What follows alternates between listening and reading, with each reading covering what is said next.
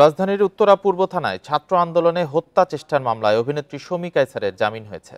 সকালে বিচারপতি এ কে মাসাদুজ্জামান ও বিচারপতি সৈয়দ এনায়েত হোসেনের সমন্বয়ে গঠিত হাইকোর্ট বেঞ্চ এই আদেশ দেন। তার পক্ষে শুনানি করেন আইনজীবী ABM হামিদুল মেজবাহ।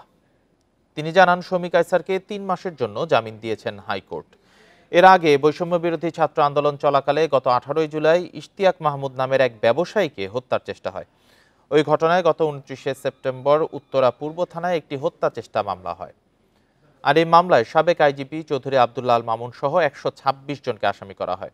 সেই মামলায় শমী কায়সারকে গ্রেপ্তার করা হয়।